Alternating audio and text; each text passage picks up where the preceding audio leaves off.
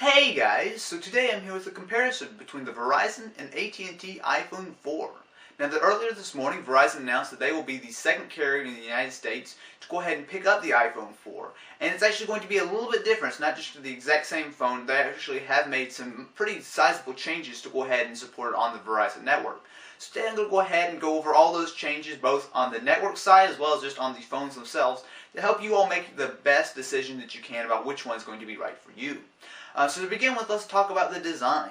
Now, please keep in mind that this is not a comparison between the iPhone 4 on AT&T and the iPhone 5 or something like that. I mean, Verizon did not pick up anything special. They have the iPhone 4. They both phones are 99% identical. There are just a few key differences. So don't expect that the Verizon iPhone will have 4G support or anything like that. It's just going to work on the same standard 3G network of Verizon, just like the AT&T version runs on their 3G network.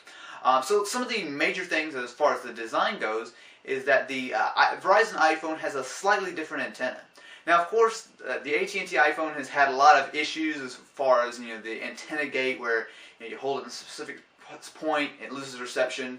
Now, whether they change this or whether they fix this or not is not entirely apparent. However, they have edited the antenna to go ahead and work hopefully a little bit better on the Verizon iPhone. It now has an extra little notch, and they're actually kind of more sized up. They kind of more symmetrical. It does look a little bit nicer. But another thing is that this actually means that everything has been tweaked a little bit on the side. So if you know with the volume buttons and the lock switch has been actually changed and lowered just a little bit. Now, in reality, it's probably not going to make a whole lot of difference. However, what will is that this should make a lot of current iPhone cases not work with the Verizon iPhone just because the buttons have been moved down just the smallest amount. Now, if you already have an iPhone on AT&T and you're wanting to move over to Verizon, this is going to be an issue because most, maybe not all, but most of your cases won't work. And indeed, the same way it goes if you have a Verizon iPhone or you plan on buying one. Obviously, you're going to want a case to protect your phone. A lot of the cases, won't be really specific. It'll work for the AT&T, but not yours. So that's definitely something to keep in mind. Although, of course, not the biggest deal in the world. Now, as far as software goes, again, they are very, very similar. So you won't find any kind of VCast or any kind of Verizon-specific apps on the Verizon iPhone, just like you don't see anything on the AT&T. However, there is one key piece of software on the Verizon iPhone that should be very helpful, which is it allows you to go ahead and use it as a mobile hotspot.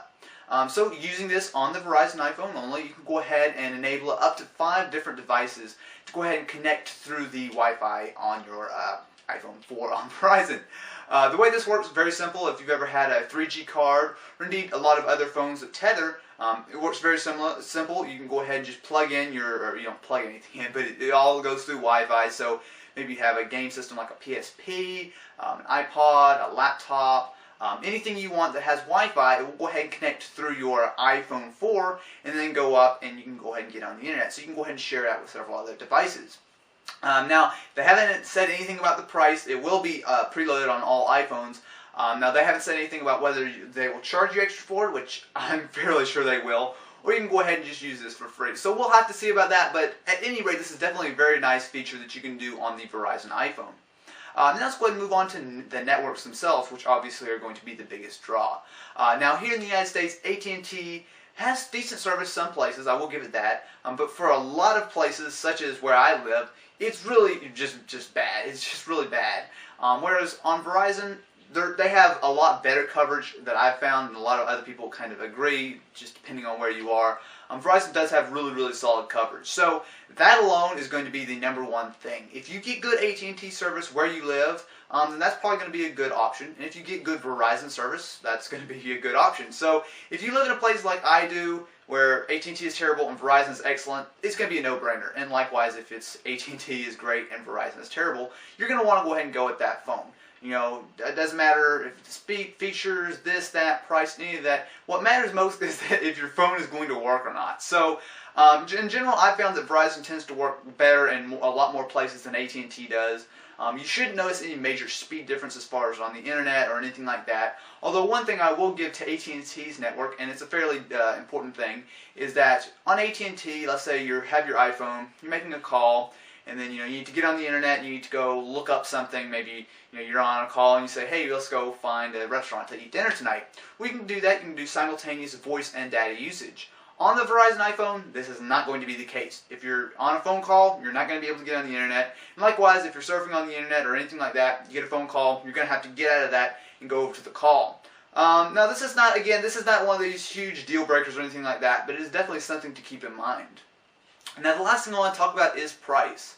Upfront, the prices are going to be the same. Both carriers will carry it for $199 for the 16 gigabyte and $299 for the 32 gigabyte models. Now, where they do differ is the price of the service plans and all that kind of stuff. AT&T, you can go ahead and check out. I won't go through all. They have a lot of different plans and all kinds of stuff like that. Now, actually, we don't have any concrete information on the Verizon iPhone plan, although I do assume they will be very similar to their current lineup of smartphones. They haven't really said anything about if they're going to change it, and if they would, I would imagine they would have said so. So in general, expect that you will probably pay a little bit more for Verizon, but again, it kind of comes down to you pay a little bit more, but you do generally get a better network. So anyway, guys, that's it for my whole wrap-up and comparison between the Verizon and the AT&T iPhone 4s. Personally, I'm going to go ahead and pick up myself a Verizon iPhone 4. I really like the look of it. I really like the Verizon coverage. Like I've said, I hate AT&T around here. In a lot of places, it really does not come in well. So, really, this is going to be just I'm going to probably stand in line and go get one for myself. However, if you do want to hold back, especially if you want to wait for the Verizon or AT&T or whatever they decide to, the iPhone 5 or whatever they decide to call it, to come out this summer, I definitely don't blame you, as that will probably be a new upgrade, and that will cause you a lot of problems if you decide to buy it now. So anyway, guys, thanks for watching.